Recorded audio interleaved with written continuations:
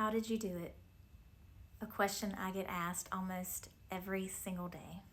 And I wish I could wrap up this package with a pretty little bow, hand it to you, and say, hey, this worked for me and it'll work for you. But that is so far from the truth.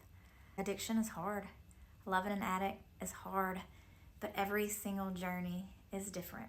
My journey is different from yours. What worked for me may not work for you.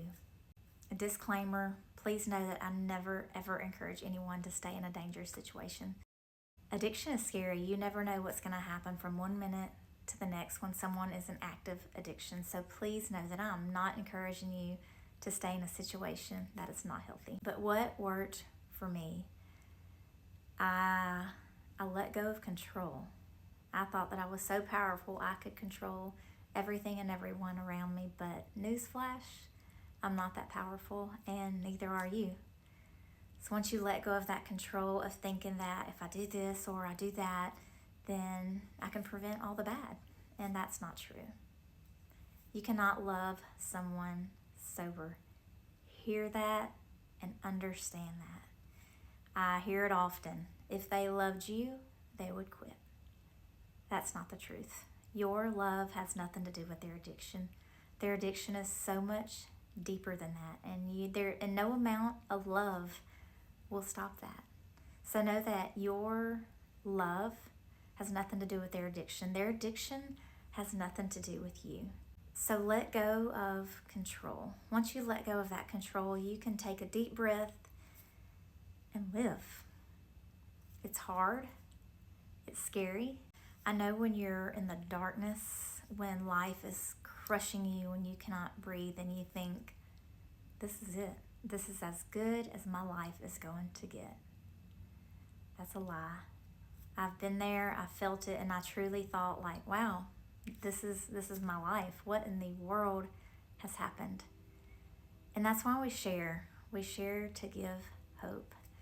We share to show you that it is possible, that recovery is possible, that life after prison is possible. Rebuilding something beautiful after everything has been lost is possible. We are proof.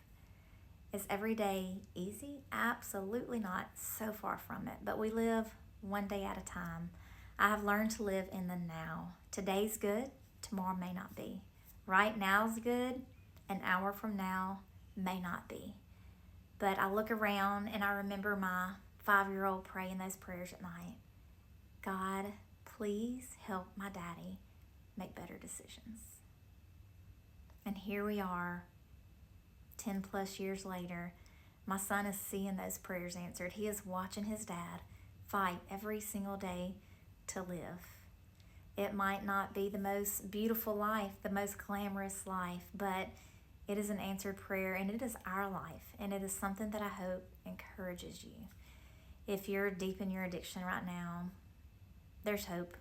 You don't have to stay stuck. You don't have to stay in your addiction. If you're the loved one of an addict right now, it's hard.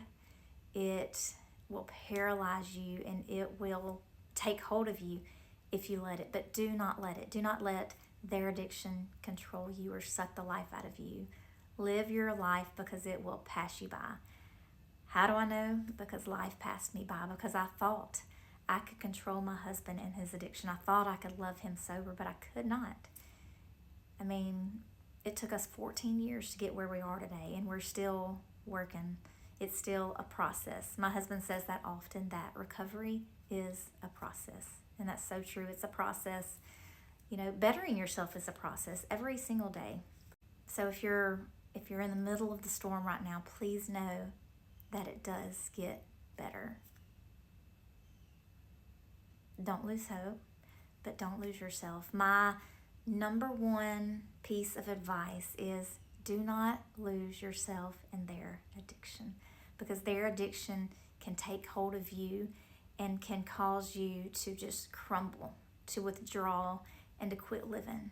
And that's not a life to live. Don't let their addiction control you, but realize that you cannot control their addiction either. You cannot control their choices. At the end of the day, the choice is theirs.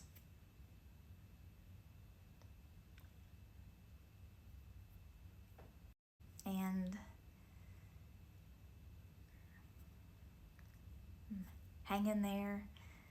If I could wave a magic wand and make everything better for you, I promise I would do that. But my magic wand broke. Actually, my magic wand never worked. I thought it did, but it didn't. So there's not a magic wand to just wave around and say, hey, make this better. That's not how life works. Life is hard. Everyone listening to this has something that they are struggling with or have struggled with. And if you're not struggling with something now, you're going to struggle with something later. Life is hard. Life will life. But I encourage you to just live one day at a time.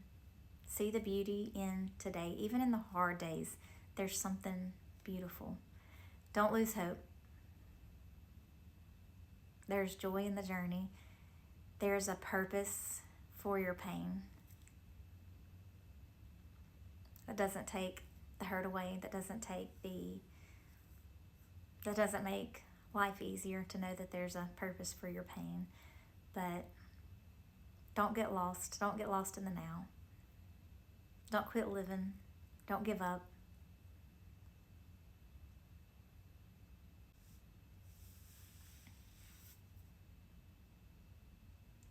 It's hard for me to go back to those days when I really thought that this was it.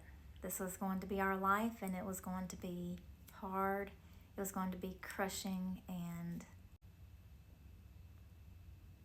surround yourself with people that strengthen you, people that pray for you, people that encourage you, people that have your back, because your circle matters. Your people, places, and things matter. Whether you love an addict, whether you're living with an addict, whether you love a recovering addict, or whether your life has nothing to do with an addiction, your people, places, and things matter. So watch your surroundings. That's huge. That's a huge part of recovery. But love yourself. Don't lose yourself. Don't let the addiction take you over. Don't let the addiction win. The addiction only wins if you allow it to. You cannot control theirs, but you can control you and your actions. So today I challenge you to live, to find yourself, to rest, to realize that you are so much stronger than you give yourself credit for. There is hope.